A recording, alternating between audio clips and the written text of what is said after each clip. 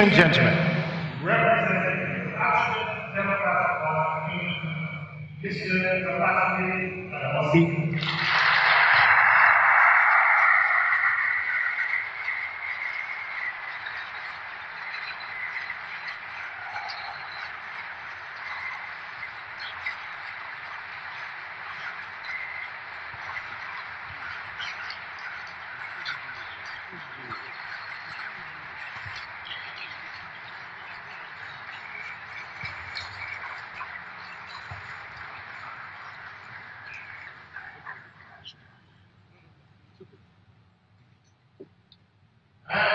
representing All Progressive Congress, APC, Mr. Babajide.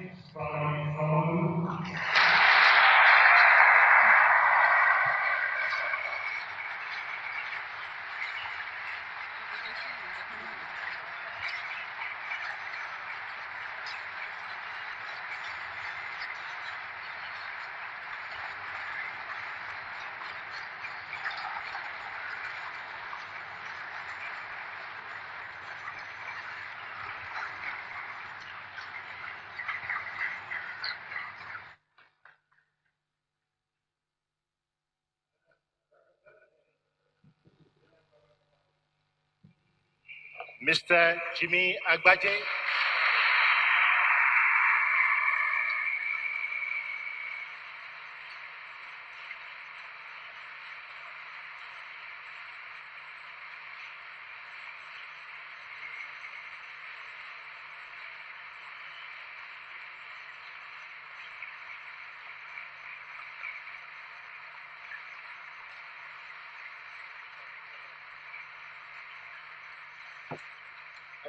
And finally, last but certainly not the least, representing the Alliance for Democracy, AD, Mr. Owolabi Salis.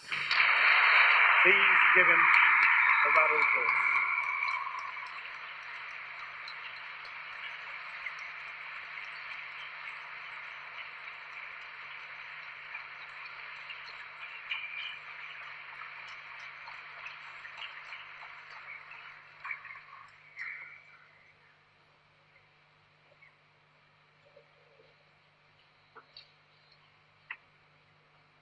Gentlemen, you are welcome to the platform and to the debate.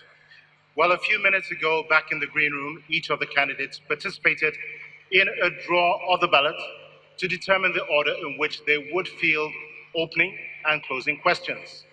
They will therefore answer their opening and closing questions in the order of the ballot results, which I'll come to in a few moments. Before we begin, let me provide a brief summary of the ground rules, which each of the candidates are already familiar with and which they have committed to. The candidates will adhere to a time limit of 90 seconds per question. With 30 seconds to go, the timekeeper will provide an audible bell ring indicating that there is only 30 seconds left on the clock. It will be followed 30 seconds later by 2 rings indicating that the candidate's time is off. There will be no additional time approved. Each candidate will have an opportunity to respond to a number of general questions, which I, as the moderator, will ask. They will also field specific questions from a panel of subject experts on a number of critical issues facing Lagos State. Before we proceed, I'd like you to join me in welcoming our expert panelists. Right on my left, to my left rather, is Mr. Israel Aye. Please give him a warm round of applause. And to his left is Ndidi Onwuneli. And next to her is Yemi Adamolekun. Taking up the rear, but certainly not the last, is Mr. Yemi Oshinaike. At appropriate times during the debate, candidates may have 1 minute for rebuttals. These we expect will be few and far between because of the limitations of time. During the debate, I'd like to let you gentlemen know that we do have in the Situation Room a fact-checking team of independent analysts who will be looking at the data, the information, and the claims that you are providing, particularly for the purposes of this debate and in the post-debate event, if necessary. The debate will last approximately 2 hours, following which your spokespersons, again, will participate in a post-debate panel to clarify or hopefully enhance your positions. At this point, I want to wish each one of you all the very best over the next 2 hours. Thank you. This evening, we begin the 2019 Lagos Gubernatorial election debate with identical questions for each of the candidates. As mentioned earlier, you will be responding in the order of the ballot that was conducted just a few minutes ago, which means that Mr. Owolabi Salis will respond first and then be followed in that order by Mr. Babajide Sanwo-Olu, then Mr. Babatunde Gbadamosi, and finally, Mr. Jimmy Agbaje. So, on that note, Mr. Owolabi Salis, it's been said that past performance and past accomplishments are very good predictors of future performance. What is it that you've accomplished prior to now that proves beyond a shadow of doubt that you are ready, able, and competent enough to become the governor of Lagos State, Africa's 7th largest economy? Thank you. One very important thing is if you're seeking to be a governor of a state, to serve in a public institution like Lagos State, I just believe that your interest should be to serve the people of Lagos State. Your loyalty is to be to the people of the state. And we have had a situation so far in Nigeria, particularly in Lagos State, where loyalty of the people on board is changing from the loyalty to the people to loyalty to individuals. So one of the reasons I'm contesting this position is that I want to, show the people of Lagos State that it's time to shift their loyalty from, to an individual to the people of Lagos State. If it happens you happen to be the governor of Lagos State, for example, the key thing is that you go there first to, serve the people, number one. Number two, you go there with the fear of God. And the context is this, the government, when they become, if you're a governor, your interest is to look into the welfare of the less privileged, particularly in the society. And that's why in government you task the rich to support the poor. So my interest deeply is that I want to take Lagos Commonwealth from an individual and give it to the people of Lagos State. Thank you. Thank you, Mr. Salas. Yes. And over to you, Mr. Sanwo-Olu. Thank you very much. My name is Jide Sanwo-Olu. To be the governor of Lagos State, I've had a unique opportunity in the last 30 years to come up with a pedigree of having served 3 governors, had public sector experience for 13 years, and have had private sector experience for 17 years. I've been an investment banker. I've run the treasury of 3 financial institutions. I've been head of corporate banking. I've been head of commercial and treasury. I've run the balance sheet at the very highest level of 3 financial institutions. Before then, I've also worked as a seismic data acquisition surveyor in the Niger Delta. Coming home on the private sector, I have been a 3-time commissioner, having served 3 different governors. Had been at some time the acting commissioner for economic planning and budget, which meant that I oversee the budget of Lagos State twice. I'd been the commissioner for commerce and industry, which means I had the opportunity to set up the Lekki Free Trade Zone. I have been the commissioner for establishment, training, and pension, which meant I oversee over 135,000 civil service that had the responsibility of Lagos State. I have been a pedigree with the University of Lagos, where I did my first degree. I'm an alumni of the Lagos Business School, the London Business School, and the Harvard Kennedy School of Government. Thank you so very much.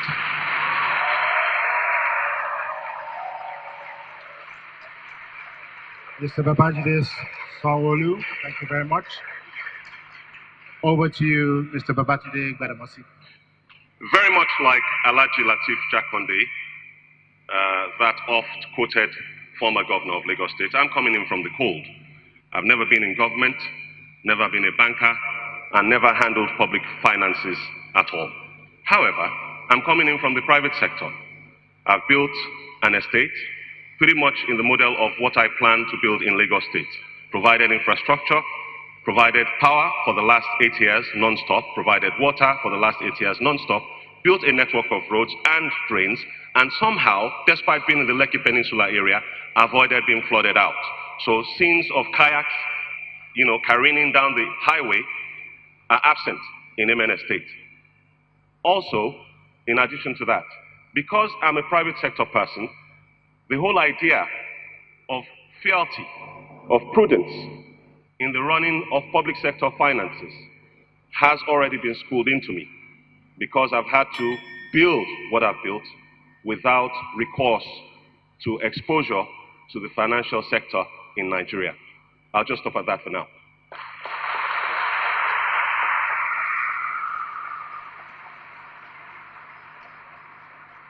Thank you, Mr. Gbadamosi. And last but certainly not the least, Mr. Jimmy Agbaje, over to you. Thank you very much. Well, I am an indigenous Lagosian, so I am very passionate about Lagos. I am a pharmacist. I was trained in this country. I believe that this country can bring up people that can match anyone in the world if the environment is right. So I believe in pushing that we can do things right in our country. I am, of course, like I said, a pharmacist. I set up my practice at the age of 27. So I'm one of those that believe that the young ones can start early, and therefore we have to put the right environment across to them for them to do that. I have served my profession meritoriously. I have been so honored. I believe that even on the political front, I have encouraged a lot of younger ones to show more interest in politics. I come from the background that as far as our country is concerned, as far as Lagos in particular is concerned, that we need to address the issues of a megacity differently. This is my third time running. In the first time, I talked about new thinking, new Lagos. The second time, I talked about bold ideas, new opportunities. And this time, we're talking about re-anchoring Lagos. All saying that you need fresh ideas, you need a fresh perspective. It's not about the same thing giving you incremental development. We need to do it differently so that we can address the issues of the megacity.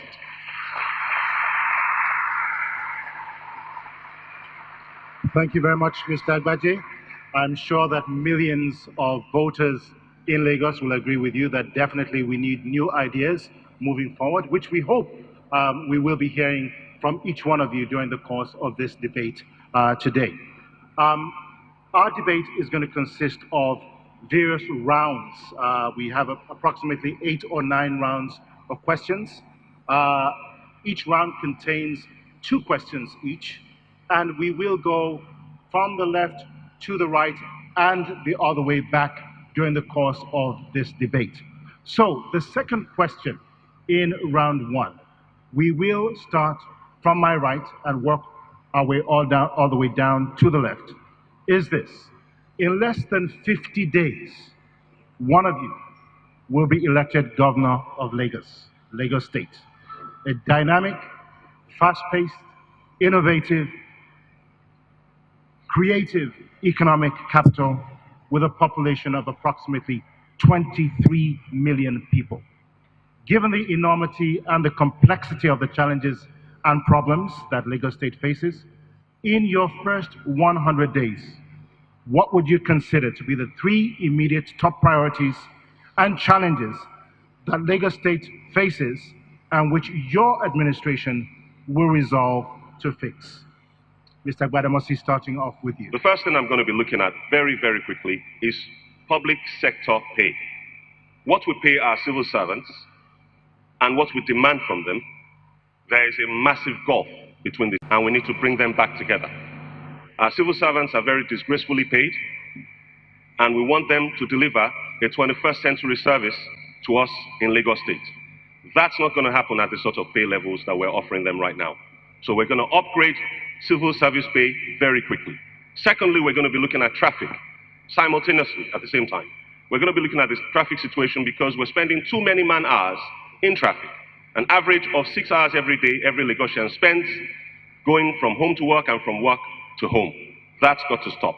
We're going to introduce high-volume, high-speed passenger ferries that will also have roll-on, roll-off facilities all across Lagos. And thirdly, we'll be looking at power, because without power, we can do nothing. When God wanted to create the earth, he started with light. Let there be light. And light was, and then everything else came, after. So we're going to put light in a minimum of 8 local governments within 18 months as part of our Lagos Integrated Regeneration Plan, an emergency plan that we put together that will serve this administration going forward. Thank you.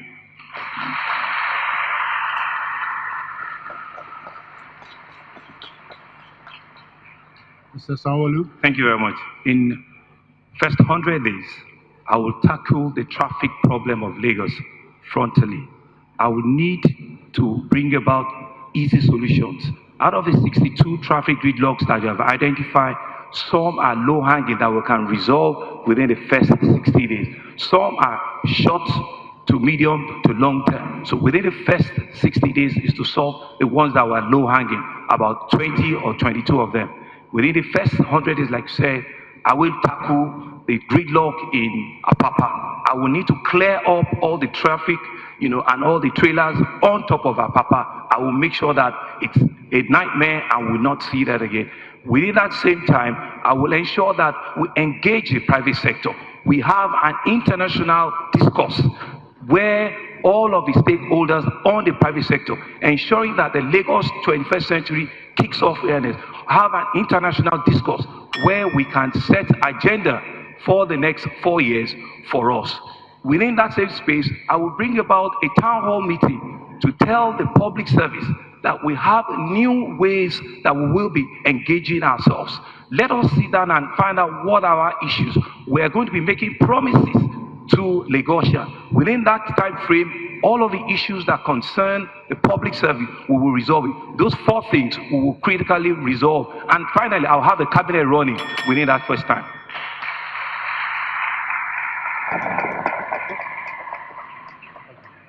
Mr. Agbaje. Yes. I think first and foremost, as governor, is to let Lagos know that there's a new sheriff in town. And that means that it's going to be different leadership. That we're going to bring character to leadership. That is going to be leadership for the people and not for self. And that's something that's going to be important. And that means that you're going to carry everybody along to bring about best practices. And then we're looking at traffic. Again, we must address traffic. That is very, very important at this point in time. Traffic in terms of the immediate, of looking at our potholes that create so much unnecessary traffic. Looking even at our traffic lights.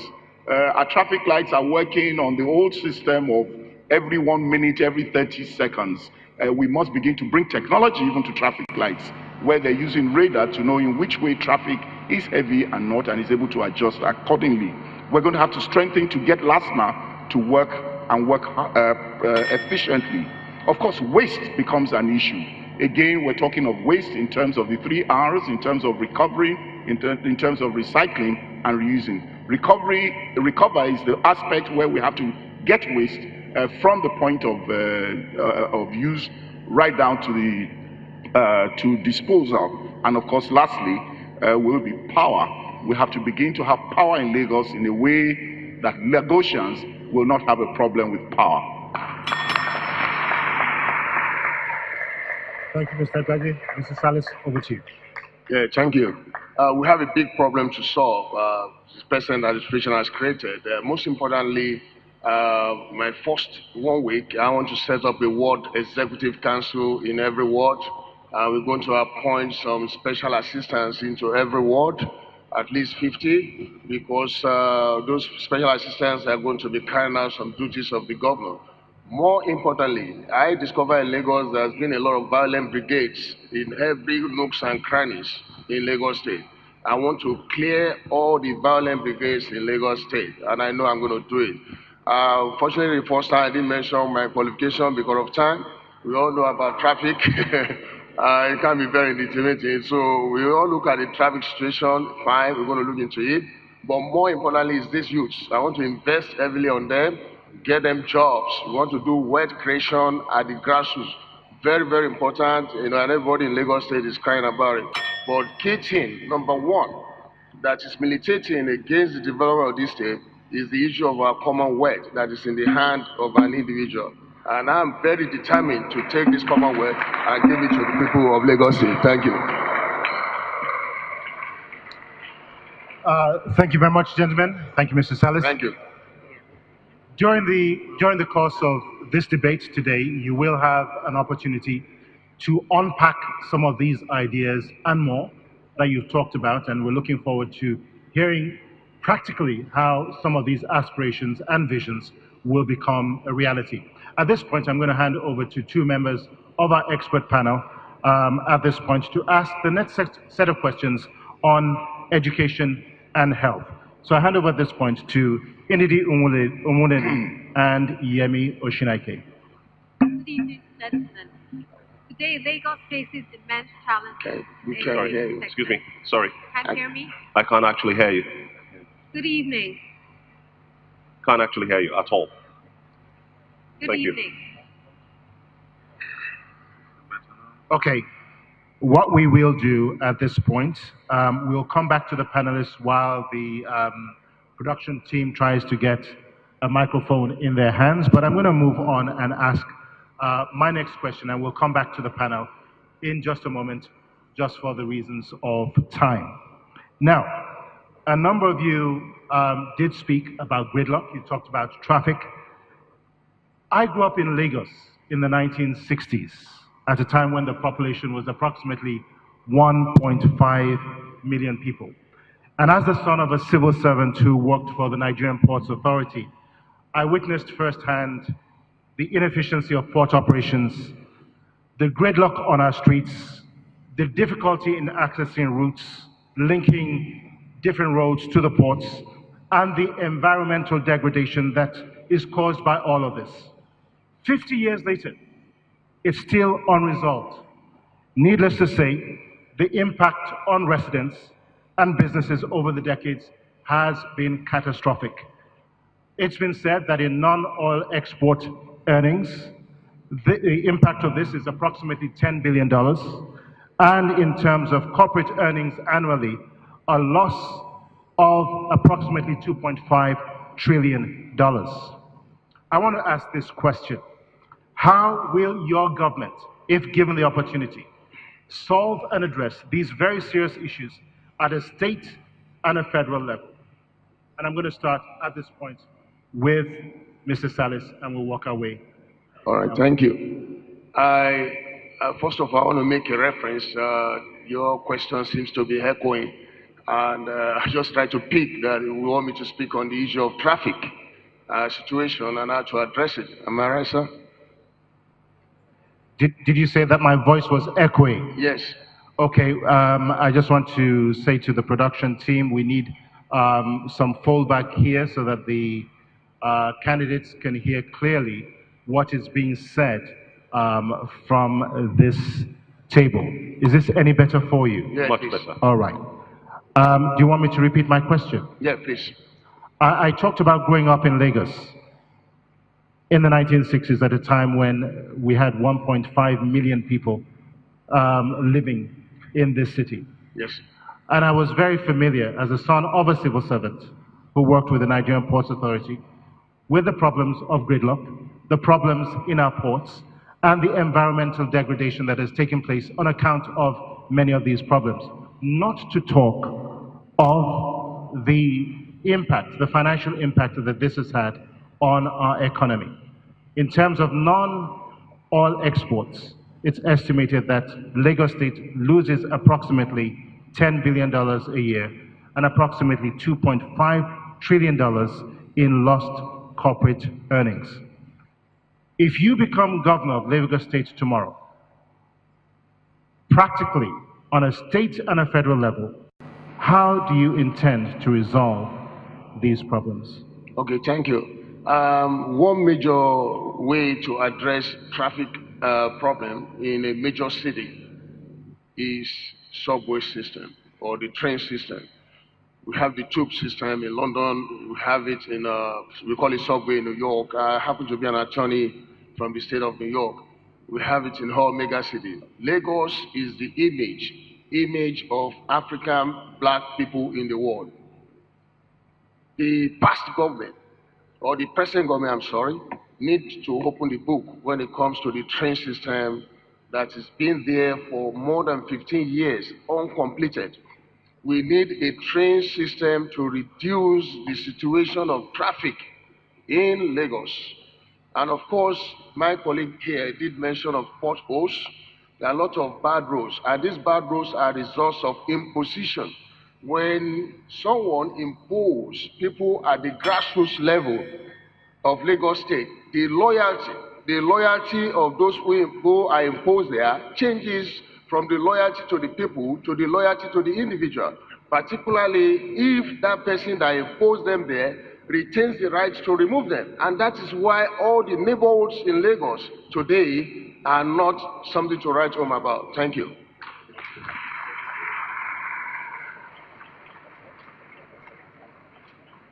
Well, I had mentioned some of the short-term ways of addressing traffic, so I won't go back to that.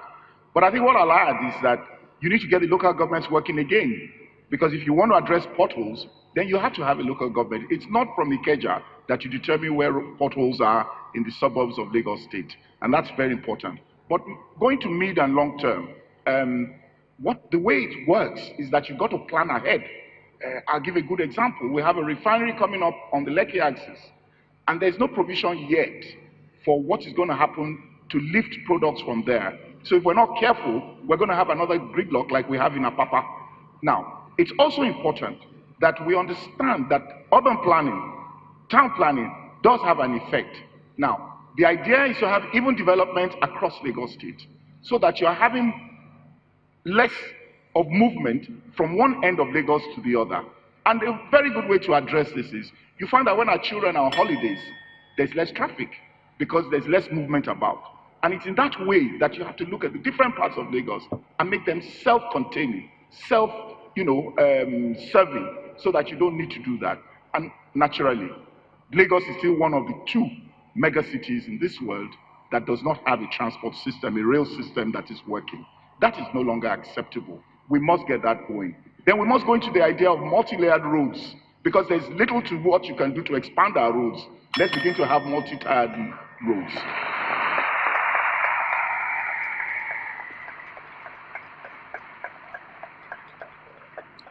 Thank you very much. I think the solution is what we'll call an internodal transportation system that takes care of the waterways, that takes care of the rail, and takes care of the roads. Good enough for the rail, it's work in progress. There's a blue line that is coming up.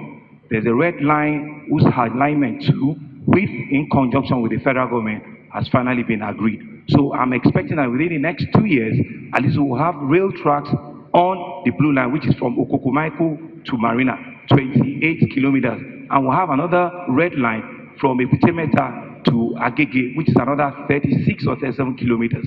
Combining that is to do the waterways.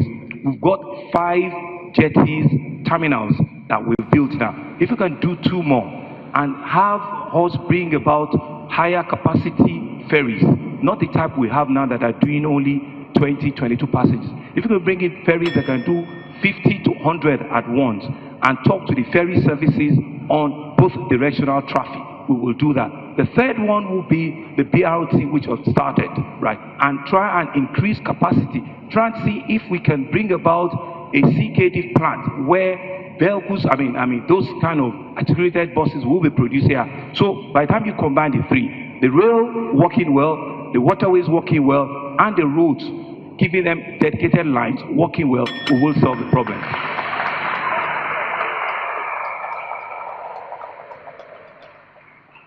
There are a number of ways to tackle this problem. The most obvious one is rail. Secondly, barges. barges to lift containers from the actual wharves and take them to lighter terminals all around Lagos. Take them to lighter terminals all around Lagos. And then, thirdly, devolution. Devolution of powers. It's time we started this discussion about restructuring Nigeria. And the port, being in Lagos, and us losing that much revenue, is unconscionable. I'm not having it. So first thing we're going to do is copy the Ethiopians and build a heavy rail line, the length of Lagos State, from Badagry all the way to Odeomi, with branches going off to every exit point by road of Lagos. And the point with this is that all of these exit points must have container terminals where the trains will pass through Apapa and Ibafo and deposit their goods at those container terminals so that people coming from out of state, which is quite common, will not clog up the roads in Lagos with their trailers. Number two, Apapa is one of the Lagos Integrated Regeneration Plan local governments, 8 of them that we've selected. And we're going to be pouring in the money that Alpha Beta is currently taking into that project to make sure that we regenerate that. Thank you. Gentlemen, thank you very much for your responses. We are going to take a short commercial break, but when we come back, we'll follow up with the questions from our panelists, which were not answered, or which were not asked a few moments ago. And while we're on that break, I want you to pause for a moment and think about this, because it, again, will be one of the questions that we'll be coming back to you on. A lot of promises will be made during this election campaign. But then the reality is that there is a limitation of finances. On the flip side of that is a populace that many times also claims, rightly or wrongly, that they are excessively overtaxed. How do we balance that? I want you to think about that and reflect that in your responses when we come back right after this short commercial break. Thank you very much. Round of applause.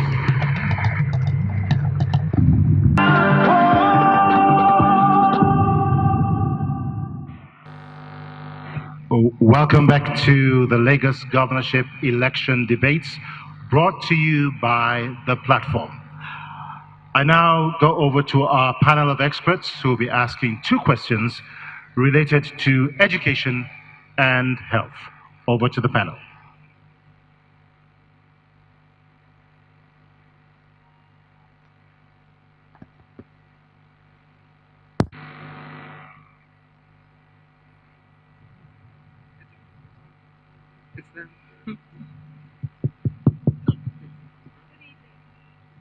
Good evening. Apologies. Good evening, gentlemen. Today, Lagos State faces immense challenges in the education sector. There's insufficient funding for education, poor teacher training and motivation, inadequate vocational and adult literacy support, and the list goes on. As governor, if you had to pick one area of priority and focus on this, from preschool to primary, secondary, vocational, adult education, and tertiary education, which one would you pick? And what specifically would you do during your 4-year tenure to leave a legacy in the education sector? Now, please pick only one sector. I'll start with Mr. Badumusi. The biggest problem we have right now is the number of children of primary school age that are out of school. You see them in traffic, we turn our eyes away in our air-conditioned cars, and we need to address that as quickly as possible. The problem really has become the usurpation of local government powers in the area of management of primary schools. The Constitution says that local governments are the ones that are supposed to take care of primary school education, but we have a SUBEB or something like that, that is called, that takes all the funds that are supposed to go to these schools. So we're going to devolve just what we're asking from the federal government, where we ask for devolution of powers, that there should be true federalism and so on. We're going to start practicing exactly what we preach by devolving, the powers back to the local governments, including that to manage primary schools. So we're going to build more schools, just like Alhaji Jakonde did 35 years ago. Okay, we're going to put schools in the communities. The idea of children crossing major roads to get to school, that has to end. The idea of children traveling all the way from Ajah to Obalende to go to school, that has to end. So we're going to build schools in the communities, and we're going to hand them over to the local government authorities, and we're going to digitize the entire education process, the management process of education, financial and so on, personnel, everything. Put that all on a digital platform so that management will be easy for the local governments. I'll stop at this point. Thank you very much, Didi. Well, I would still go with the primary school because it's also the bedrock. But essentially what we'll be doing, right, is to look at, as Commissioner for Staff, I was training over 1,000 teachers every year, is to look at the capacity development of these teachers. The schools that are turning them out, that is the training institutes, the teachers training schools, what are the curriculums that they are giving out to them? So let's look at the capacity development for these teachers. Then we take it back to the infrastructure that we need to have at this primary school. Are they teaching them civics? Are they teaching them things around even religious studies? Because a whole lot of things are happening around us, and we need to nib it at that stage where they're still very formative. So we need to begin to think through things around creative learning from that place. Coding, we need to think through evolving the curriculum so that it situates to the reality of what the 21st century should be looking at. So beyond training, beyond capacity development of the teachers, is also to look at the infrastructure, building of those schools, right? And very well is to look at what are the additional things post schools that they need going into the secondary schools. So we build the both layout of the financing. We look at how much are we putting on budgetary line on the education, which is about 8.7. Can we wrap it up to about 12, right? And push more effort in the primary school, in teachers, in the teaching colleges that they are coming out from, in the facilities that are in the school, and by extension also evolving the suburb and the curriculum in that level.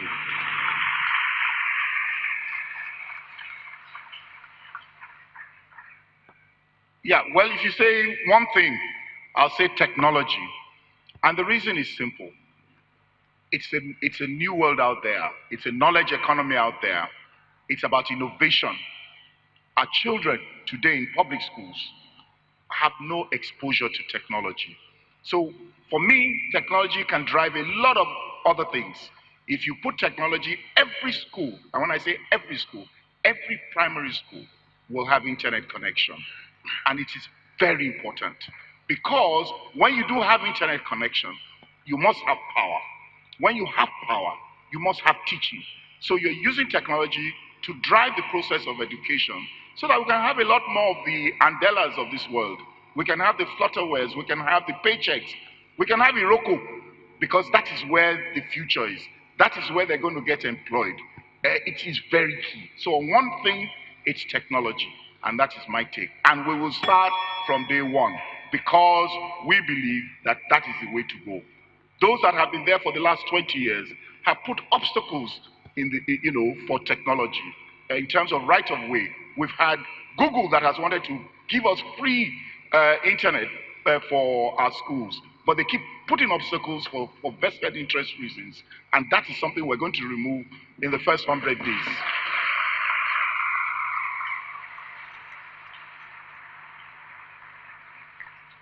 Thank you.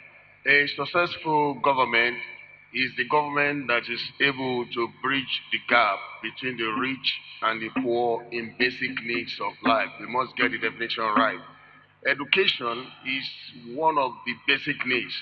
The rich people, they don't have problem educating their children in this country. They even have British schools, American accented schools and all that. The problem is the less privileged people out there. Or, there's so many of them in the markets, so many of them out there have gone around the schools. Up to today, I see children carrying benches on their head to the primary schools. Go to Apapa, you see them sitting on the floor. At Amukoku right there, they are sitting on the floor. People are sitting on, these are children of the less privileged. The attack is on the children of the less privileged, and I'm very angry about it. You see, no, honestly, I'm very, very angry because why is that? The product of imposition lack of fair play in this country, and some people sat down on the Commonwealth, misusing it, using it to enslave these children, enslave their families. It's so painful. We're going to look into it deeply. And again, on the issue of practical education, is actually a challenge. We're going to invest on practical education. I personally developed EduBond, or EduFin system, education finance systems and insurance bases are developed in New York, and I've been working with the federal government on it. Thank you. Thank you very much, gentlemen. We'll come to Mr. Yemi Oshinaike in a few moments. But I just want to say this. As much as it is that we would like to compare our positions with either the current government or another candidate, I think it's very important during the course of this debate for us to talk practically about some of the things that we do intend to achieve. So let's not miss out on this opportunity and give Lagosians an insight into the capabilities that you can all bring to the table. At this point, Mr. Yemi Oshinaike, over to you. Thank you, sir. Good evening once again, gentlemen. It's been estimated that between 10 to 15 doctors in the employ of Lagos State Health Service Commission leave the service on a monthly basis. I'm a specialist at the government level. I can't hear you, I'm sorry. It's been estimated that 10 to 15 doctors on the average leave the employ of the Lagos State Health Service Commission on a monthly basis. And as a consultant at the federal level, I can give you an estimate that an equal number, if not slightly higher, also leave the federal government establishment in the state. What this has done is to push the state healthcare system to the point where you have an average of one doctor to about 2,500 to 4,000 patients in the state, which clearly for the health indices of the state. If elected governor of the state, do you think there are practical steps that can be taken to reduce this trend? Number two, what will be your health policy regarding specialist training in the state? Starting from Mr. Salas. Thank you. I'm going to repeat myself. I'm going to repeat the definition of a successful governance. A successful governance is that government that is able to bridge the gap between the rich and the poor in basic needs of life. Health is one of them. And I'm maintaining it today in this country or in this state. Many of the rich people, they don't have problem with this, what you just said. They don't have problem with their health. They buy private doctors, they even fly abroad.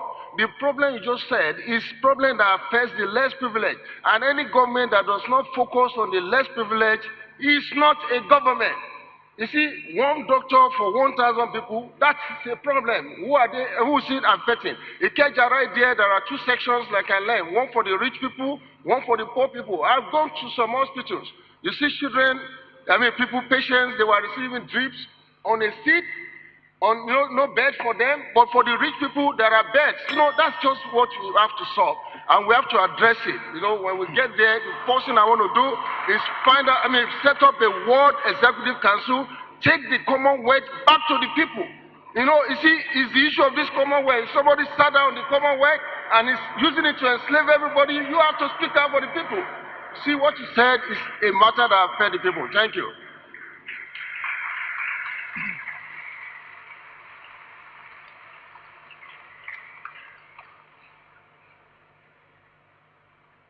Health in Lagos is not working as it should. Life expectancy for Lagos is about 49 years, below the national average, and we're in the bottom half of 36 states in terms of life expectancy. We must look at our health differently. And I am one for the managed care concept, which is generally known as the health insurance model. And basically what you're doing is to keep the doctors, to keep the pharmacists, to keep the lab scientists and all members of the health team, is to make it work. And the way to work is to say that you're running a scheme that revolves around the general practitioner, that is the GP. Now, you are going to employ the services of the GP. Your citizens are going to determine the choice of their GP. It is your duty as government to write a check, an insurance like a premium, on their behalf and be the regulator. It is not government that will participate, because what the GPs are handling will be primary health care. And don't forget that primary health care is responsible for 70 to 75% of the ailments that we come across in the state. So if you're able to address 75% of those issues at the GP level, running a health insurance model, then you then go on to the specialist aspect of it, where you now know that a lot of the pressure is off the teaching hospitals. What you have today is that people have malaria and they go to LASUT. It should not be so in a system that works.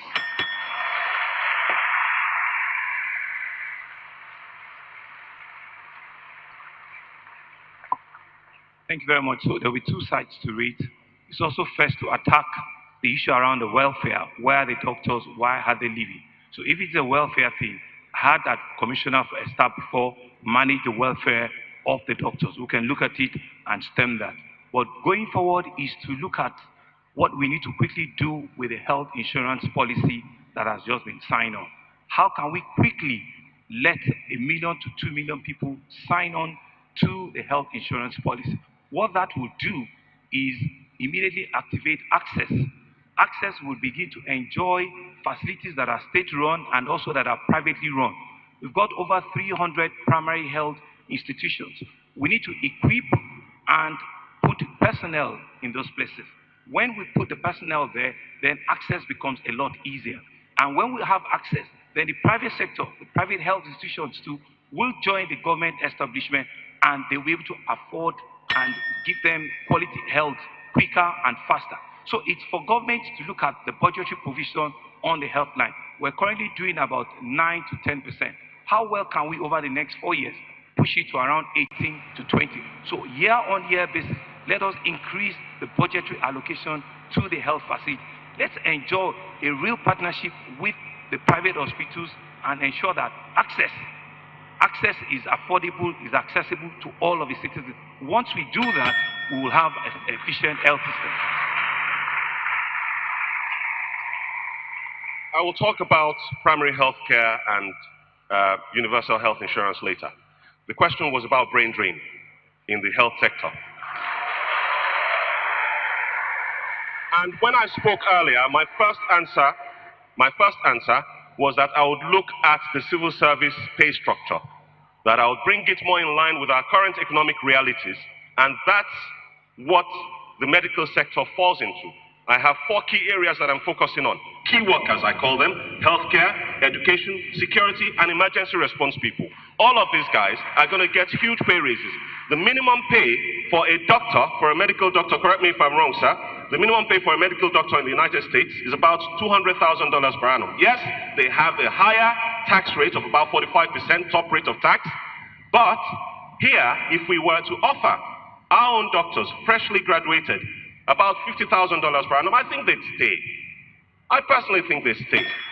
And that's where I'm going with that. As far as specialist training is concerned, the pay raise will go across the board, and we'll be headhunting Nigerian qualified specialists from across the world to bring them back into the Lagos State Service, because the situation where Luth carries the healthcare burden of Lagos State is frankly disgraceful. Gentlemen, thank you very much.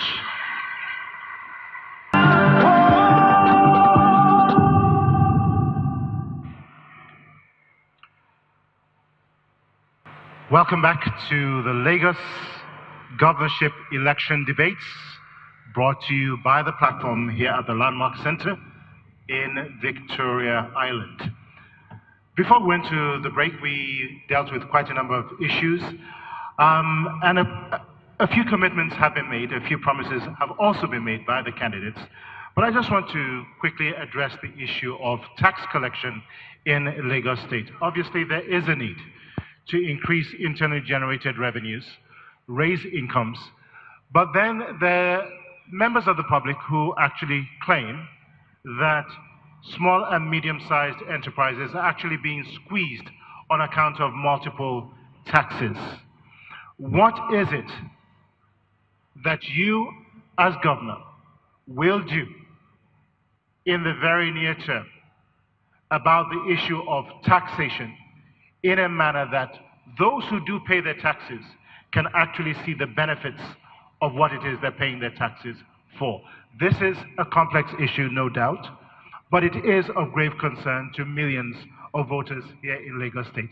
I'm going to start with Mr. Gbadamosi first, and then we'll work our way again down to your right. The problem, the reason why Lagosians have been squeezed left and right, why we're running a squeeze economy rather than an economy, is because of waste in public sector spending. I'll give you a quick example. The light rail project that my colleague referred to earlier from Okoko to CMS, okay, is being built at a cost of over $1 billion. Okay? However, in Ethiopia, there is a heavy rail project being built, well, it has been built already, started in 2011, completed in 2016, it's already in use. Okay? It was built at the cost of $5.2 million per kilometer. However, in Lagos, we apparently spent $54 million per kilometer on that light rail project that has been on for the last 10 years and not completed. Now, with those sort of situations, those sort of white elephant projects that involve a lot of waste, of course taxpayers will be squeezed. Of course there will be multiple taxation. And so we're going to bring in prudence into public sector spending. We're going to end the waste, cut the fat, and we're going to invest in infrastructure as quickly as possible, because where you don't invest, you can't expect to reap. Look, where we are now is the Lekki corridor. We're on the coastal road corridor, and there is no coastal road. Yes, they talk about it, but a coastal road, functional one, does not exist. If it did, we will be getting more taxes from all the businesses that will be along the coastal road. Thank you.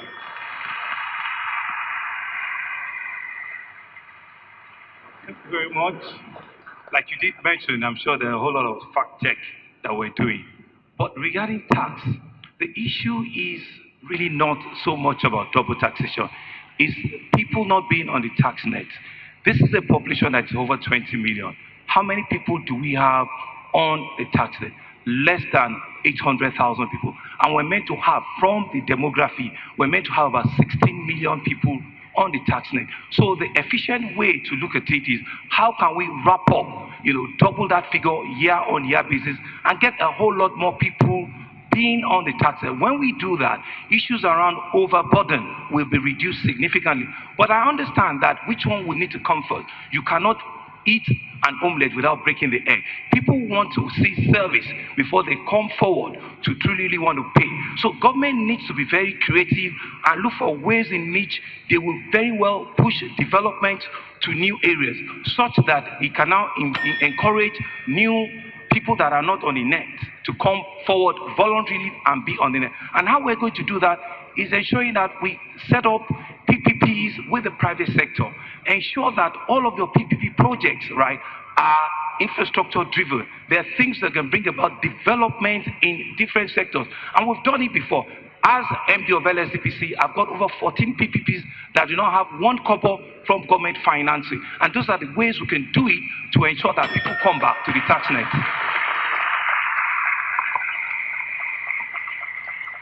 Well, you said the MSMEs are the ones being squeezed. I think everybody's being squeezed.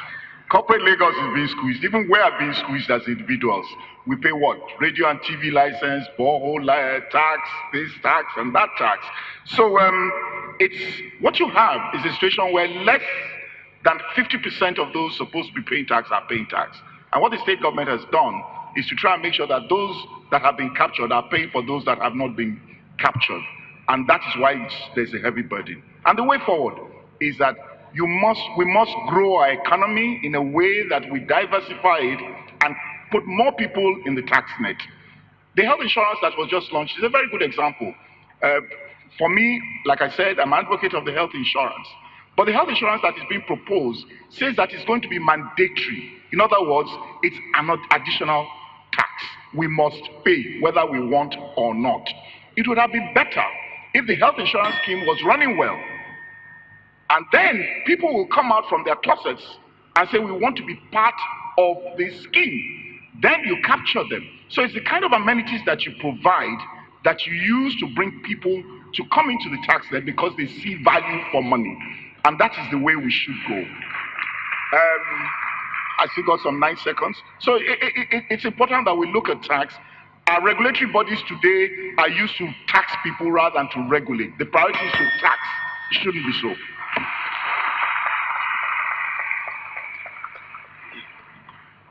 Thank you. I don't believe tax collection should be done to stifle businesses. I happen to be an attorney in New York and also a chartered accountant. I'm a chartered accountant here, I'm barrister and solicitor in this country. And I happen to be a chartered banker. I know what it is in collecting taxes. We are going to introduce elastic system, elastic collection. Elastic collection is a system that's not going to stifle businesses. And people who are coming up with these rules of stifling businesses with taxes is because they are putting their personal interest over public interest. You see, at the end of the day, many people will not be able to pay for that, then they are going to go through the back door. That's what's going on. It's like, going through the back door, play their way through, at the same time they get the services they want. They know what they're doing, and it still boils down to the issue of commonwealth in the hand of an individual, not giving it to the people, and also imposition. Believe me, thank you. Okay. Gentlemen, thank you very much. It is estimated that approximately 3,800 people a day arrive or migrate into Lagos. That's approximately 1.42 million people a year. To put that in perspective, an analogy I can use is if we could just imagine 10 Boeing 747 planes arriving in Lagos every single day, loaded to the brim, 300 plus passengers per plane every single day, landing but never leaving. According to the United Nations and a 2017 World Bank report, an estimated 2 out of 3 people living in Lagos live in slums. If you were to become governor of Lagos State in the next 50 years, how seriously would you tackle this problem? And what remedies would you put in place to ensure that the numbers of slums reduce in the state and that the infrastructure required and needed by millions of this state's citizens are met, not in the future, but in their lifetime? I'm going to start at this point with Mr. Sanwo-Olu first. Well, thank you very much. I think the solution is in two-pronged. First is to look at how can we ensure that the right residents of Lagos State get the service. And how you need to do that is to come with some form of identity, and how can we very quickly, come up with an identity system that ensure that we can plan ahead. We can plan on our health, we can plan on our education, we can plan on the road usage, right? That has to be done in some sort. The next level is to look at how do we do regeneration. How to do regeneration is by ensuring, and part of the things we talk about, quickly have an aggressive land reform exercise. If I give title to the residents of Badia today, 100 square meters, if I give title to it, right, immediately there's a 25 to a 30% return on that investment, just buy that little sheet of paper. And what that means is that you can create that to an investment, right, and leverage that investment to ensure that development comes there. And it's also to look at, right, how can we scale up development and regenerate. How do I mean scaling up? Take a little parcel of it, try and regenerate it, and becomes a model that you can use for others. Because they're not going to allow or trust government to wear up a whole place. There are lots of human, civil society and human capital issues that will not allow you. So make sure that you have a model where you can do it in silos, you can do it in stage by stage with the cooperation of the residents. Thank you very much, Mr. Sanwo-Olu. I'm going to go to Mr. Jimmy Agbaje next. Could we have some volume on Mr. Agbaje's microphone, please? Thank you. Thank you. Well, these are challenges of a mega city, and the way forward is to understand what government can do and what it needs to on its own and what it needs to do with the private sector. Government's resources are not unlimited. Education and health fully under the ambit of government, and government must address that. But when people are coming in at that rate, you have a problem of waste. Government cannot handle waste the way it is presently being done. So you must bring the private sector into it, and that's using the PSPs and looking at waste as not so much as a problem, but as a resource. We cannot just continue to think that waste is about throwing it in the landfill. You know, we generate 12 to 14,000 metric tons of waste every day. That's like 400 trailer loads every day. There's no land that is going to keep, landfill that's going to keep that. So you've got to address it from a different perspective, as we have been doing. Ditto for transportation. We talked about the light rail. Government cannot build the light rail. It must work with the private sector, because when you do borrow money, you will not have 10 years still trying to build a light rail. But when the private sector is doing it, it's more efficient and it will happen, because the numbers are multiplying and government does not have the resources to do that. So it's important that we get that. It's important we look at power. It's important that our economy is growing at a rate that can absorb the cost of delivering services. That's the way forward.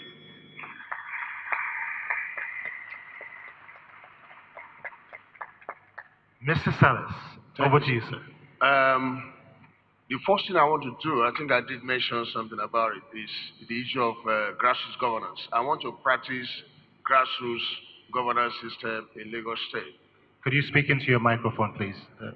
Say, I want to practice grassroots governance system in Lagos State. If I get in, I want to set up World Executive Council. I want to put in stakeholders and special assistants to the governor. And I want to appoint leadership among them, release their common wealth to them, and then teach them how to fix the neighborhood, how to generate wealth among the people. We have the tools. I personally have a tools depository. I have a tools depository with me. We are going to tool them up, teach them a lot of things, how to make the neighborhood fine, and we are going to remove all the violent brigades in Lagos State. And on the issue of so many aircrafts landing, I think I heard you say that. I happen to have traveled to more than half of the countries in this world. I think Nigeria, Lagos is still not getting enough. So we need to open Lagos to the world. Lagos is the image of African nations, African black people. It should not be governed the way we're governing it. So I am over that to open this Lagos to the greater world. And a lot of people want to know what's going on in Lagos. I am saying it for the record. I've traveled to more than half of the countries in this world.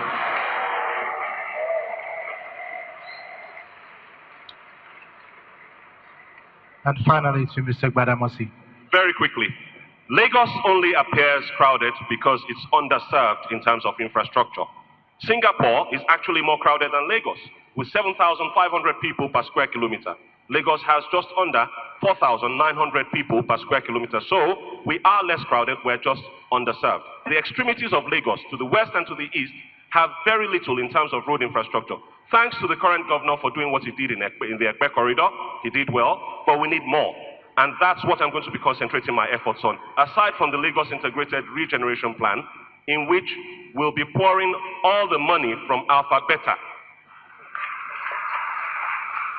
All of the money that's going to Alpha Beta at the moment will go off budget into the Lagos Integrated Regeneration Plan, taking care of Ikorodu, Ikeja, Apapa, Oshodi, Solo, Mushin, and Ibejuleki as industrialized local governments. And then Badagry, Etiosa, and again Ibejuleki for tourism. We're going to open up these local governments with more infrastructure, okay, roads, bridges, drains. We're going to link the over 25 islands in Lagos by bridge using the shortest distance policy.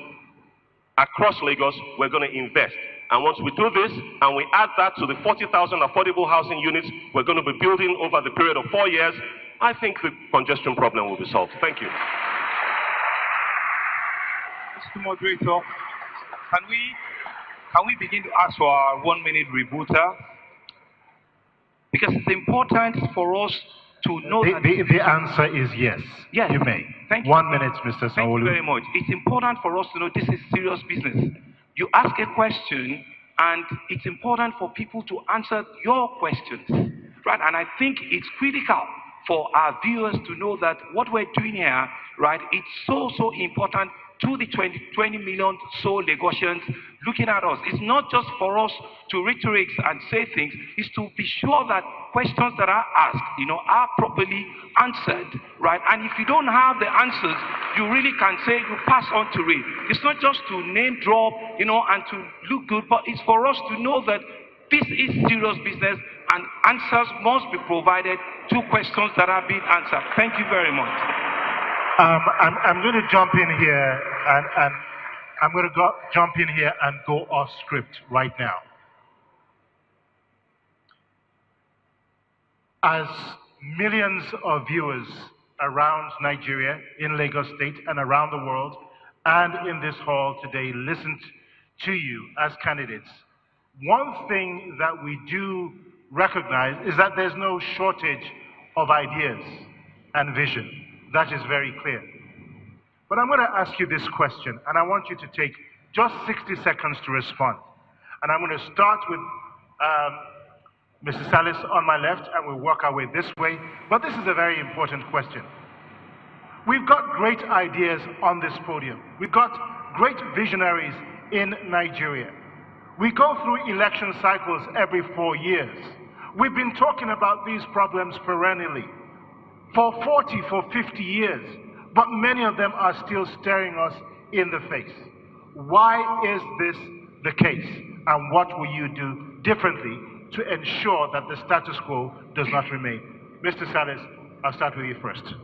Thank you. It's about who is in charge, whoever is elected. And I said it, the loyalty issue, if you are elected into government, you must have fear of God, and you must have passion, passionate for the less privileged, because the government exists to take care of those who don't have. That's why they tax the rich to support the poor. We are having this problem because certain people, when they get elected, it gets into their head. They don't have fear of God anymore. They don't have passion for the people. So now they take the personal interest, their personal interest, to override public interest. If you have somebody on board that has fear of God and passion for the people, then it's going to work. Everything will work, and that's the problem. Thank you. Thank you, Mr. Salis. My question was, why do you think this is the case, and what would you do differently? Mr. Agbaje. Well, someone said it's easier to run for office than to run the office. But I think the real issue in our part of the world, I keep saying that we have two kinds of politicians. We have those politicians generally seek power, and we have those that seek power for self, and we have those that seek power for service. And I think what we have in our part of the world and in this country and in Lagos is that those who are in power have taken power more for self than for service. And so you find that that drives a process that it's about us, not about everybody. And I think that's the real issue, that when you know it's about service to the people, then it's a different approach to governance. That is not happening. More and more people who are coming into politics are coming into politics for themselves rather than service to the people.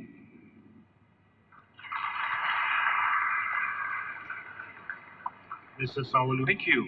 It is aggressive reform of Nigeria. We need to truly have a federating state. How do you explain a federal government or people sitting in Abuja for 7 years, they will not give you an approval for a right-of-way that is within your jurisdiction? How would somebody legislate over a primary school that is 800 kilometers from where they sit? How would someone that do not know anything about a local community in Alimosho comes from other part of the country as the police commissioner? Those are the issues we need to truly really. And what is the solution? What will you do? We need to devolve power from the center. We need to look straight into our face as a country and say we want to truly really reform this country. It's when we do that and let true federalism work. True federalism truly really is about ensuring that who has the greatest number is for the greatest good. That's the only way we can reform and ensure that those concerns you have over the last 50 years are resolved.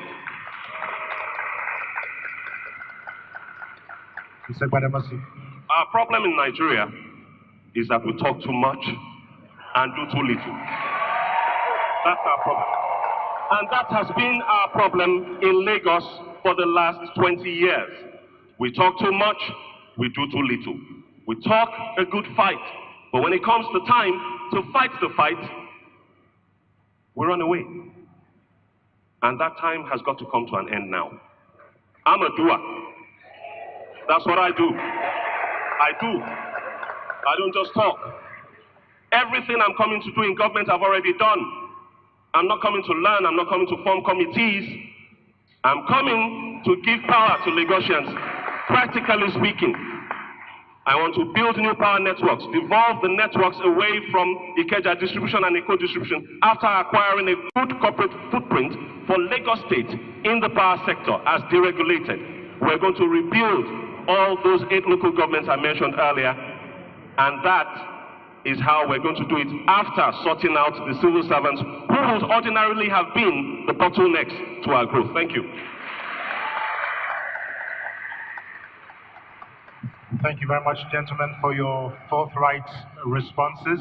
I'm now going to turn it over to the panel, in particular, Mr. Israel Aye, who will be posing a question on ICT as that relates to Lagos State, and Yemi Adamalekun, who will be asking a question on governance.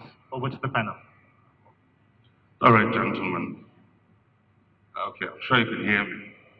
So as a prelude to the question I have here, I just want to say this. According to the World Population Review, the population of Lagos is expected to double by about 2050, making it the 3rd largest city in the world. Now, potentially that will compound the challenge of youth employment or unemployment, depending on how you see it. Now, cities like London, Tel Aviv, Singapore, New York, Kigali, Rwanda are among numerous cities in the world that are taking proactive steps, including providing funding, office parks, and other incentives to attract tech startup founders and software engineers to their cities because of the number of jobs that ecosystem creates.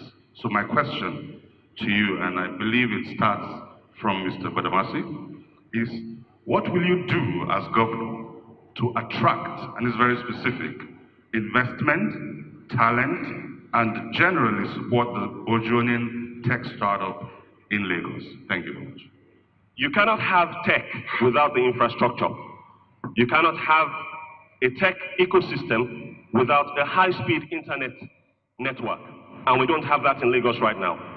I myself am a tech entrepreneur of many years' experience.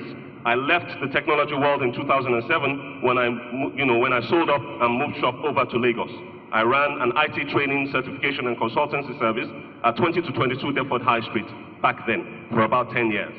All right, so I know exactly what we need. And what we need is to take advantage of the 3 transatlantic cables that land here in Lekki, but are not being allowed to be deployed on a wired telephone network throughout Lagos, meaning we're losing out on server farm jobs, we're losing out on call center jobs, we're losing out on data center jobs, okay? And we need to deploy this very quickly. The only bottleneck to that is something called LASIMRA, the Lagos State Infrastructure Management and Regulation Agency, that seeks to charge telcos 3,000 naira per linear meter as far back as 2011 to lay their cables. That's going to end. The Lagos Integrated Regeneration Plan is going to include trunking in all our civil works for the landline telephone people so that we can deploy these things. And in addition to that, we'll be funding technology parks and providing funding for startups, not loans, grants, because we need the jobs to grow our IGR. Thank you very much.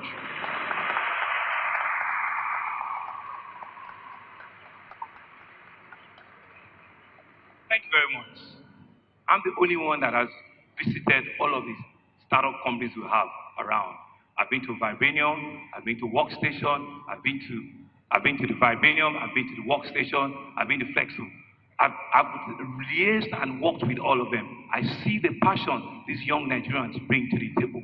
What we're going to do, which is the things we promised them, is that we're going to build technology hubs in all of our local governments. we're going to ensure that we create an environment where all of the innovative ideas they have, right, will come to fruition very, very quickly. We started conversations with all the telcos, and I've said to them that if the issues are right of way, right, it's because we realized that they were destroying some of the underground cables that are there. We've agreed with them that we're going to defer whatever payment comes on board, right? We don't need to burden them today, right? And so all of them know it, that I've had discussions with each and every one of them, that right of way will not be an issue with you. Once we have that, right, as we speak, even on the campaign trail, I've deployed free Wi-Fi in 18 locations in Lagos, including all the higher institutions in Lagos as we speak, and they are working their life. It goes to show that I'm not just speaking it, I've started actioning it, I've started doing it, and we've started working together with all the 540 tech startups in Lagos already. We've drawn together a blueprint and said to them, each local government, we get the support that is required. Thank you, Mr. Sanwo-Olu. Mr. Agbaje? Well, it was not for nothing that I said technology was going to be the major thing I would do with regards to our schools. The problem we have today, and we must realize that it's not about giving free Wi-Fi. It's not about that. Wi-Fi has become a tool that must be available for our youth, must be available for our children. We talk about coding. You need internet connection to have coding done. Every school, from primary school, must have internet connection. Today, those that are in power have not allowed, they've put bottlenecks in having internet connectivity. It's a rule of thumb that when you have 10% increase in broadband, your GDP rises by 1.38%. That is huge. So if we allow broadband everywhere and allow our children to look at internet connectivity as a way of life, the whole story will change.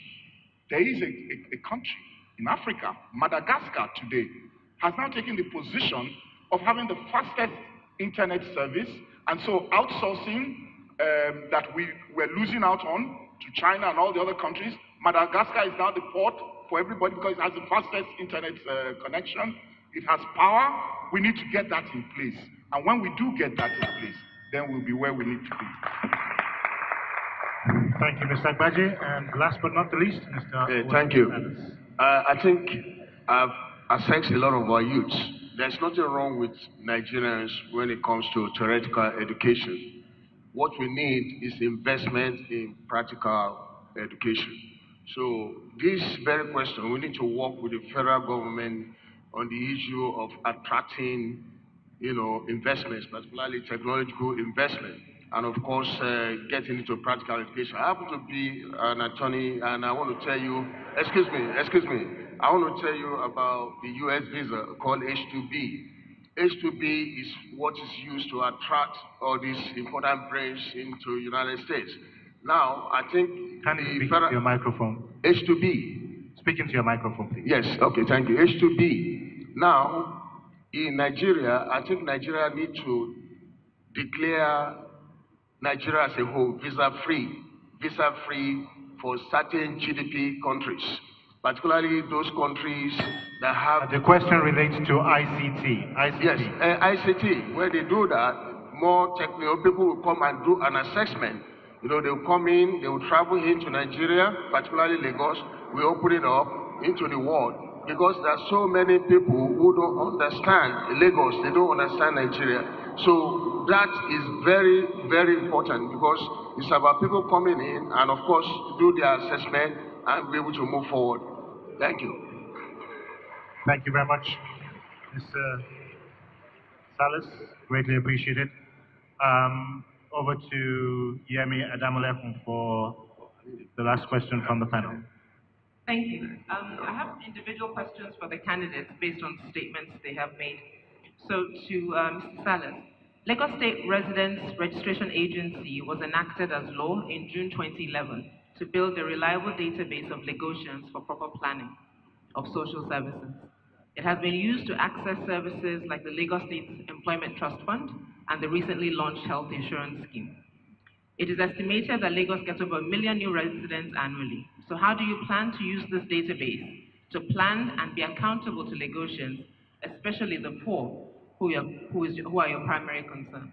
Yeah, thank you. I've already answered the question in the past, but I'm going to repeat it right here. The first thing I want to do is set up grassroots executive council in every state. That's World Executive Council. Appoint stakeholders in there who are going to serve as special assistants to the governor. Then we're going to be looking at the problems. See, these are the people that have a graph. They have a graph. That's what we call circle of relationship. The longer the circle is, you begin to lose relevance. But there are people who have control. They know who is who's this, within a ward level. So if you have ward executive council, we appoint leaders, take their common words to them, teach them some of these practical issues, things will go well. Thank you. Thank you. To Mr. Agbaje, if elected, you will be serving as the governor of Lagos State at the pleasure of Lagosians. You will be their employee. You have said, and I paraphrase, the leadership of Lagos State, the fifth largest economy in Africa, must have the appropriate checks and balances to ensure the prosperity of all its people. What systems and processes would you put in place to ensure that your government is mindful of this dynamic, that Lagosians have access, have a say in governance, and you are accountable to all, regardless of socioeconomic class? Simple. FOI, Freedom of Information Bill. We must domesticate the Freedom of Information Bill. We are still running our Lagos State government in a very opaque manner, definitely not open. We have no access to know how contracts are given out, to how much they're giving for, to whom they're giving. We have fund collection of fund strategy companies that are collecting a percentage of all our revenue. We don't even know how much it is. So you cannot be accountable if you do not run an open system. I'm saying that my first goal in the first 100 days is to ensure that the Freedom of Information Bill is domesticated. In that way, Lagosians can ask any question of government and get an answer as of right. It is not so today, and that is the way to go about accountability. I come from a background of struggle. Like I said, I have been in different struggles in pro-democracy and all, so I am about accountability. It is key. I sell my name, I sell my integrity.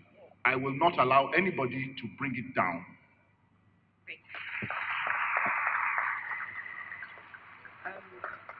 Thank you. The next question from Mr. Sanwo-Olu that was prepared as a direct, in a sense, follow-up from Mr. Agbaje's response. Since the Freedom of Information Act became law in 2011, your party has used taxpayers' money to prevent Lagosians from using the law to access information about the finances of Lagos State, like a detailed breakdown of the budget. What is your position on access to information by Lagosians?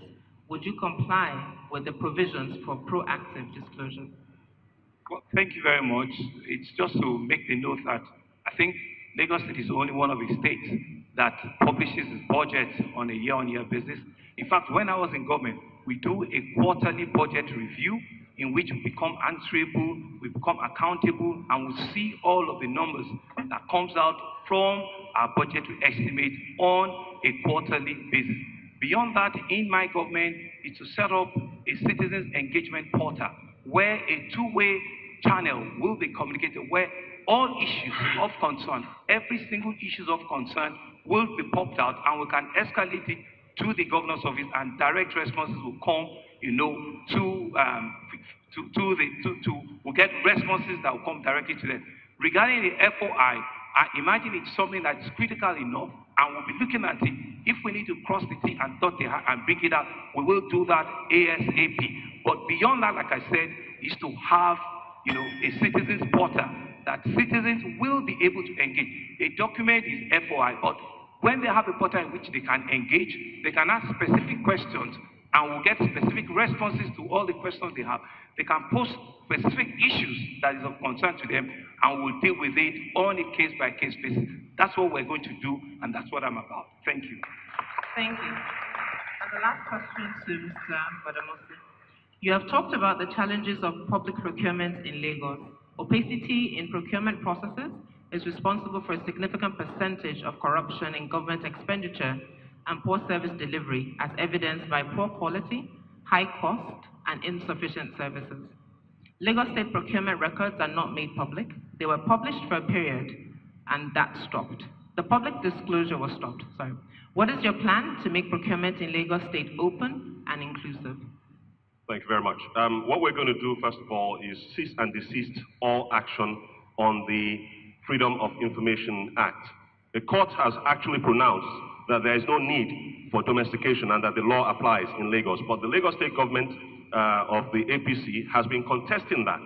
In courts, they've appealed the judgment, and that's the reason why we have this situation that we have. So we're going to cease and desist and just comply.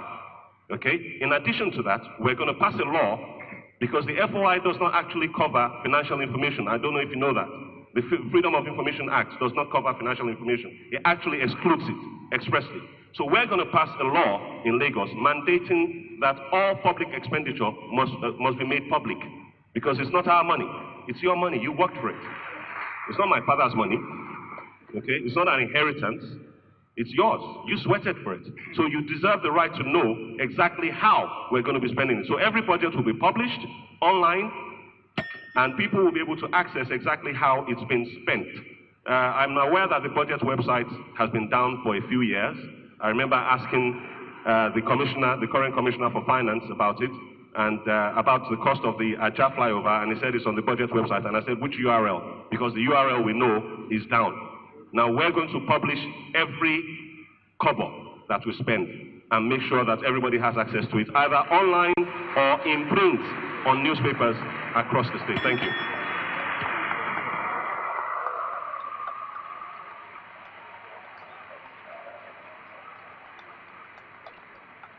Thank you very much, gentlemen. We are going to take a 60-second commercial break, and when we come back, our candidates will be speaking about their vision for the future of Lagos State. Not just their leadership over 4 years, but the future. Stay with us, we'll be right back.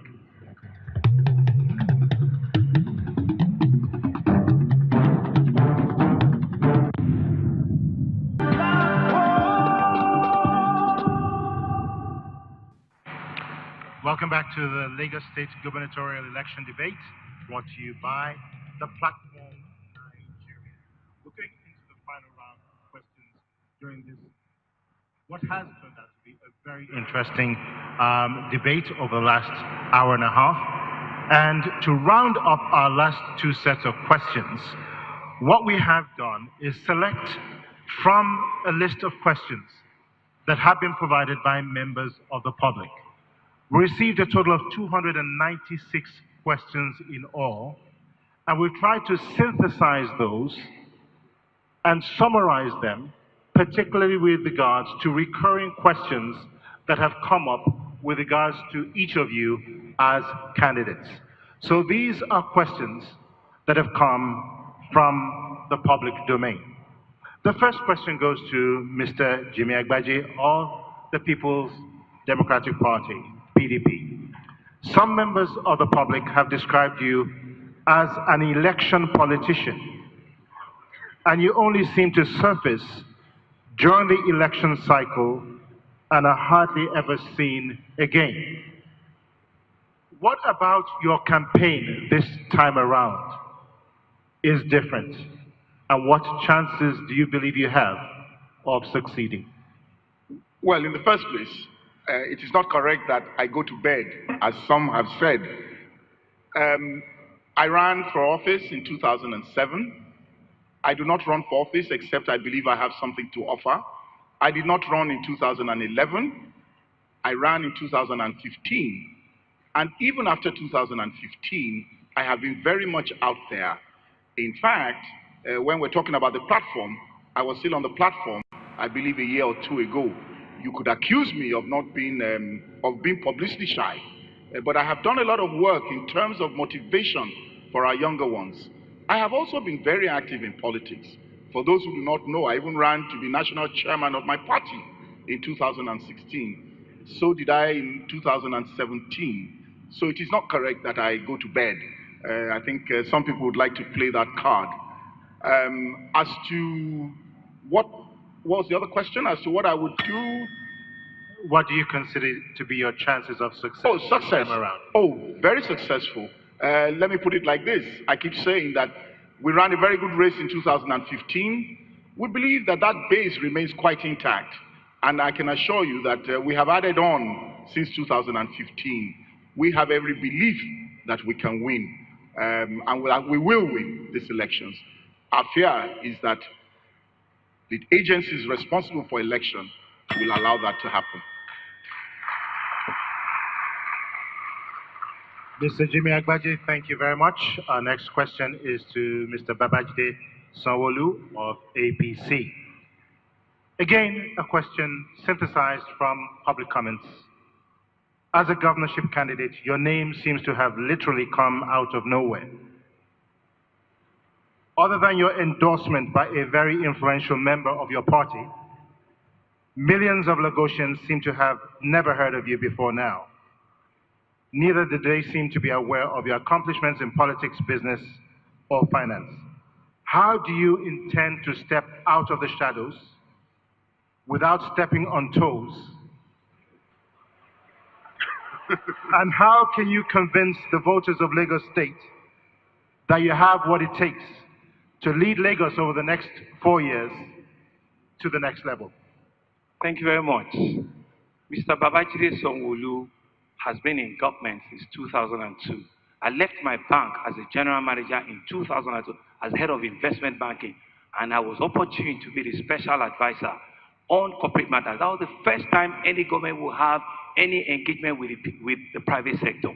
I was a three-time commissioner for commerce and commissioner for economic planning and budget, commissioner for commerce and industry, commissioner for establishment, training, and pension. I was the first person that set up what we see today as the Lekki Free Trade Zone. I was the first person that set up the Security Trust Fund. I was the first person that set up the first pension board in this country. I was the first person that brought the BRT to the Federal Republic of Nigeria. I was the first person that set up the 767-112 Control and Command Center. I left on, I moved back to the private sector as a consultant in privatization. I came back to government as the managing director of the foremost property company, LSDPC. I set up 14 PPPs for LSDPC. For 2 years, I did not take a kobo from the treasury of government. I created businesses that have never been seen in that organization before. And I'm not lying, of not only the Lagos Business School, the London Business School, and the Kennedy School of Government. These are some of the very first that I bring to the table. Can I have a rebuttal on that? Can I have a rebuttal on that? Mr. Sanwo-Olu, you took advantage of a rebuttal opportunity earlier. I see Mr. Agbaje raising his hands there. Yes. Is that a rebuttal, or a comment, or an addition to your previous comments? No, not an addition. I think it's to ask. I believe the questions to look at Lagosians and say, I am going to be in charge. That the buck is going to stop on his table. And I think that's the question. All right, Mr. Sanwo-Olu, over to you. Mr. Sanwo-Olu had a unique opportunity of running the state budget. In other words, are you going to be your own person? I am my own person. I'm 53 years old. I've got 4 children. 2 of them out of university at master's degree level. My wife is a medical doctor. I am the person that I am that is standing in front of the whole 20 million Lagosians. I am my person. I have started so many first in the state government, and it's not by anybody. It is by the will of God and the skills that I've acquired. Thank you very much. I am going to go next to Mr. Walabi Salis of the Alliance for Democracy AD party. And my question to you is as follows. Again, synthesized from public comments. According to news reports, you contested the Lagos governorship candidacy in 2003, 2007, and 2011. Given the complexities of governance, especially of a state such as Lagos, why do you think you're qualified to govern Lagos? And what is your chance of success? Why is it that millions of voters in Lagos State will vote for you? Okay. I am in this contest to address the problem of the less privileged in Lagos State. And we are the majority. A lot of people in this state are going through a lot because of the way the resources, I've said it before and I'm going to repeat, because of the way the resources of this state is being managed. It's actually in the hands of an individual. Many people are sycophantic about it. They don't want to come out and talk. So I've gone to so many stakeholders, the churches, the mosques, the alphas, and so many people to tell them they have to come out and speak for the people. And we are doing our grassroots, work. Our chances are very high to win this contest. We are out there, on grassroots, door to door, and we have a lot of people who are following us on this contest. Because this contest, we termed it, is the contest of the people versus the individual. That is number one of the objective. And of course, we are going to remove the violent brigades, like I just said, that has been created throughout Lagos State, so that there will be peace, and so that peace can reign in this state. And I'm going to get it done by setting up grassroots executive council in all through the wards of Lagos State. We have the chance of winning. Our limitation is rigging and vote by. Thank you. Thank you, Mrs. Salas.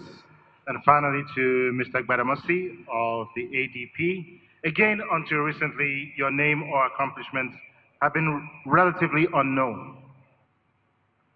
You've talked about some of your experience, but I'd like to talk about skill sets and competencies. Which ones do you think stand out that should convince Lagosians that you are the right candidate to hold the #1 spot in the state? At this point, it really is just about the needs of Lagosians. What do Lagosians need? Lagosians need light, power. Lagosians need better roads so that they can spend less time in traffic. Lagosians need better drainage so they don't get flooded out of their houses every rainy season, year on year, for the last 50 years. Lagosians need jobs. In all of these areas, I am supremely qualified. As the developer of Amen Estate, I've built, as I speak to you, over 300 homes off of my own bat, without borrowing, without being ever a government contractor at any level, without ever receiving any government subsidies, waivers, or any assistance of any type. I have provided power 24/7 for the last 8 years to those 300 families that have trusted me with their funds.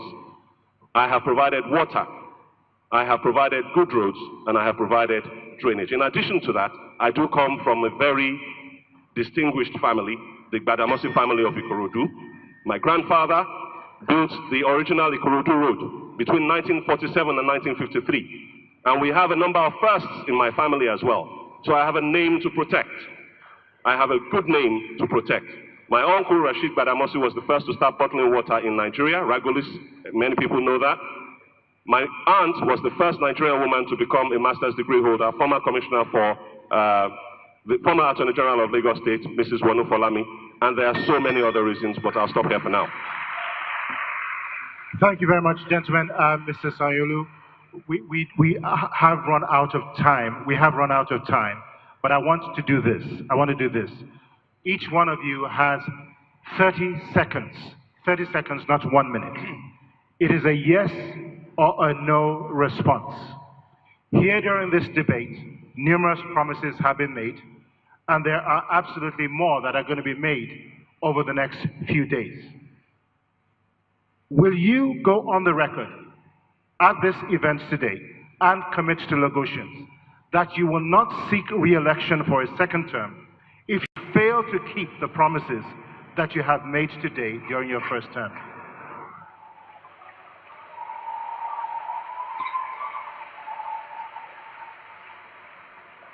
And I'm going to start with Mr. Salis first, and I'll work my way down. But 30 seconds is all the time we have. I do apologize for that.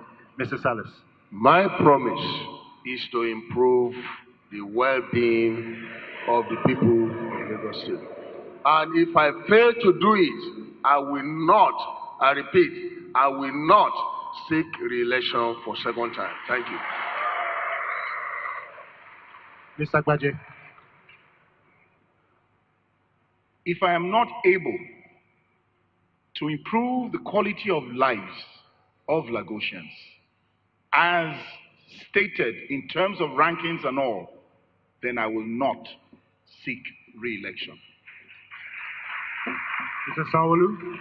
I clearly know that what is on the ballot is a 4-year tenure, and I'm not going to say that I'm interested in an 8-year.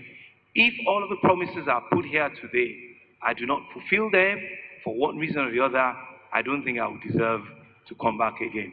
Thank you.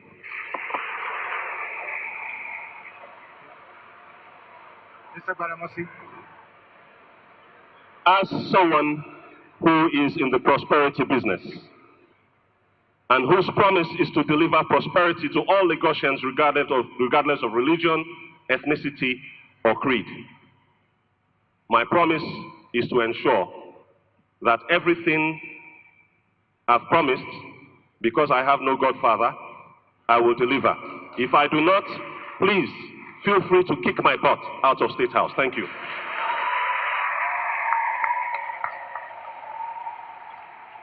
Ladies and gentlemen, I'd like to say a very big thank you to each of our candidates.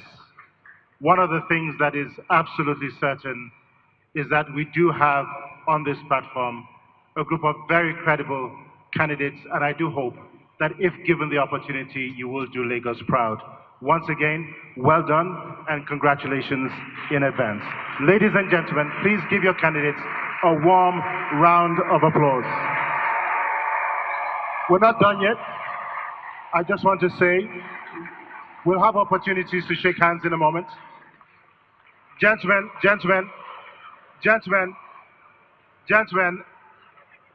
just hold on a second. I'd also like to say a very big thank you to the Platform Nigeria, hosts of this Lagos governorship election debate, to the panel of subject experts, Channels Television, who have carried this event live, and to you, our very wonderful audience,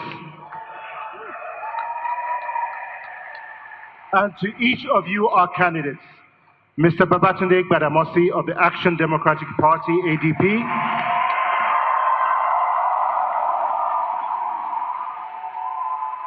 Mr. Babajide Sanwo-Olu of the All Progressive Congress, APC, Mr. Jimmy Agbaje, People's Democratic Party, PDP, Mr. Owolabi Salis, the Alliance for Democracy.